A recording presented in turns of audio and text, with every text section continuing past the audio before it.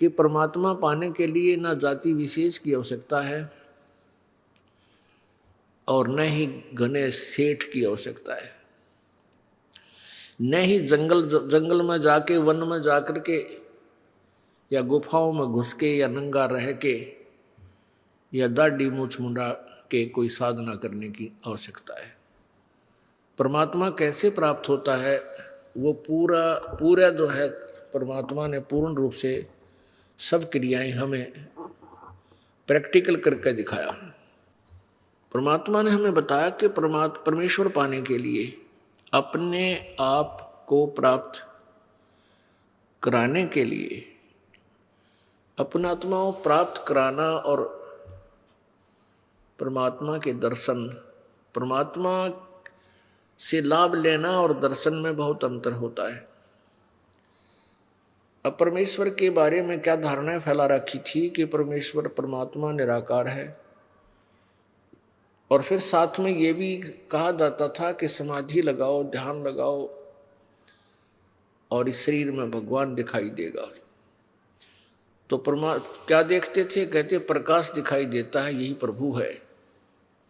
परमात्मा निराकार है, केवल उसका प्रकाश दिखाई देता है। तो परमेश्वर ने आकर, कबीर जी ने स्वयं इस धारणा का, इस भ्रमणा का निवारण किया कि भले आदमियों, तुम परमात्मा का प्रकाश देखने का दावा करते हो और परमेश्वर को निराकार बताते हो, कुछ तो अकल से काम लो।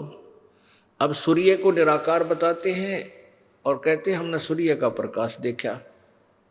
सूर्य बिना प्रकाश देखा किसका? प्रभु के बिना प्रकाश तुम देख किसका रहे हो? परमेश्वर ने आकर के यही बताया कि उस परमेश्वर के पाने के लिए ना तो घनी ऊंची जाति, यानी जाति कोई भी हो, जैसे यहां 4 वर्ण बना रखे हैं, ब्राह्मण, वैश्य, क्षत्रिय और शूद्र।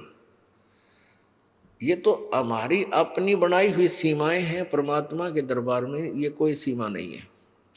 परमात्मा ने आत्मा देखनी है, उसके अंदर कितना लगन है, कितनी श्रद्धा है, ये देखना है। और उसकी भक्ति, वे ऑफ वर्शिप, पूजा की विधि जो है वो शास्त्र अनुकूल देखना है।